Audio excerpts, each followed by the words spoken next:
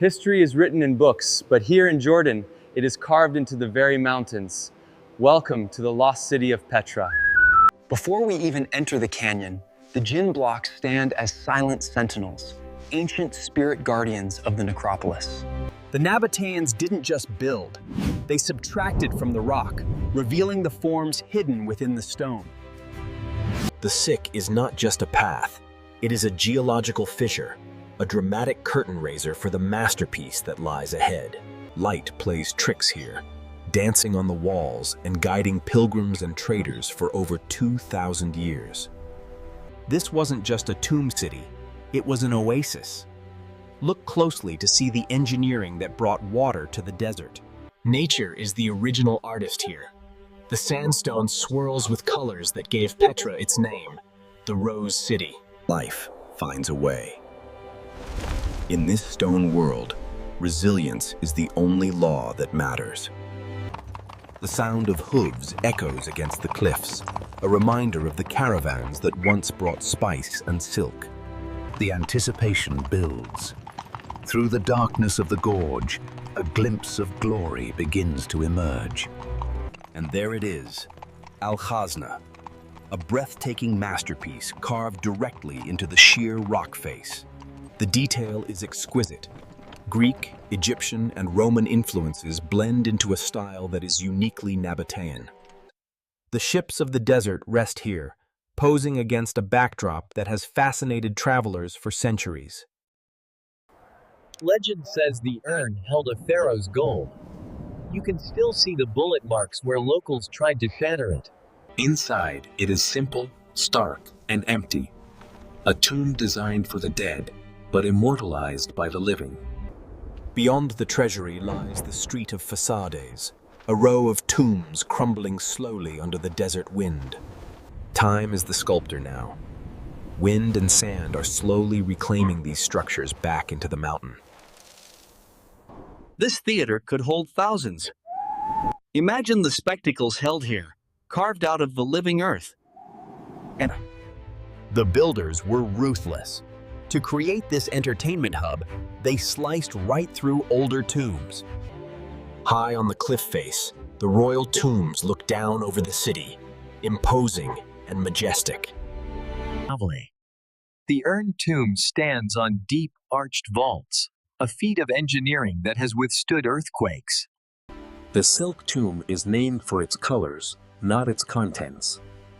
The stone ripples like fine fabric. The climb is steep, but the Nabataeans wanted their kings to rest close to the heavens.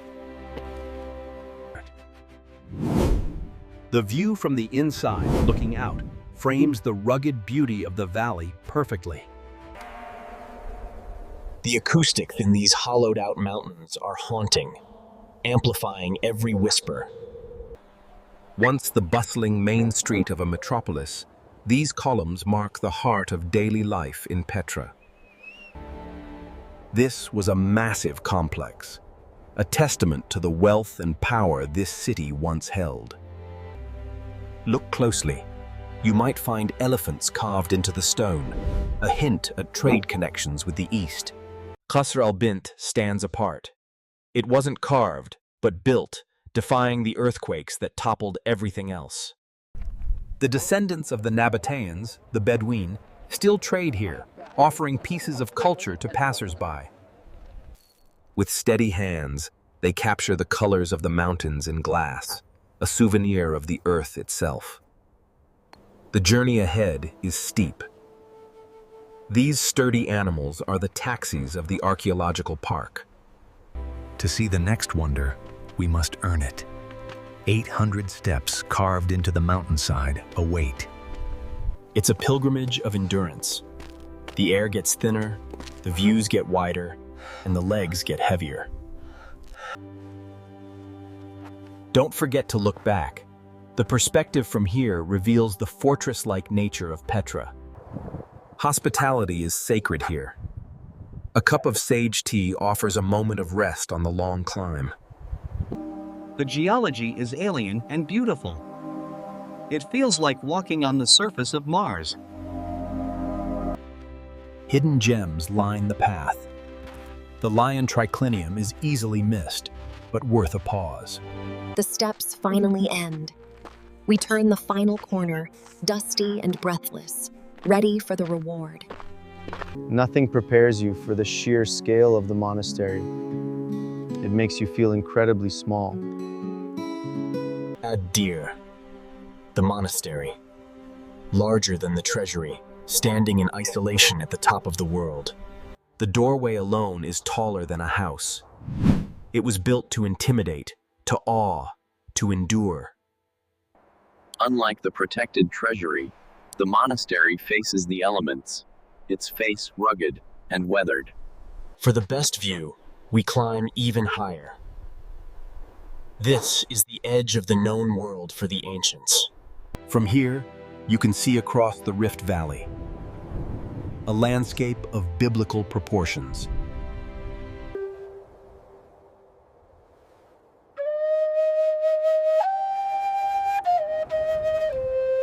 People lived here. These weren't just monuments. This was a thriving city of troglodytes. The desert is alive. Small creatures scurry among the ruins, claiming the stones as their own. What goes up must come down. The descent offers a new perspective on the winding path. Another peak calls. The high place of sacrifice, where blood was once spilled to appease the gods. It's eerie to stand here. You can trace the channels carved for the rituals of an ancient religion. But the view, it reveals the layout of the city, a hidden metropolis cradled by mountains. Exploring the back trails reveals the Garden Tomb, a quiet spot often missed by the crowds. The Soldier Tomb stands rigid and formal, a nod to the Roman influence that eventually took over. The interior here is a psychedelic trip of nature. No paint was used, only the geology of the earth. As the sun lowers, the city changes. The Rose City burns with a deep, intense crimson hue. The crowds disperse.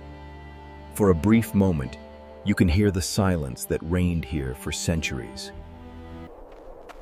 The walk back is a time for reflection, absorbing the magnitude of what we've seen. The Treasury bids us goodnight. It sleeps with one eye open, waiting for the night shift. Something special is happening. Thousands of candles are being laid out on the sand. Walking the sick at night is a different world. The stars above, the candles below. The walls feel closer in the dark. The history feels heavier, more present. A carpet of stars on the ground. Petra by night is a magical, ethereal experience. Visitors sit in reverence. No phones, no talking, just the flicker of flame and stone.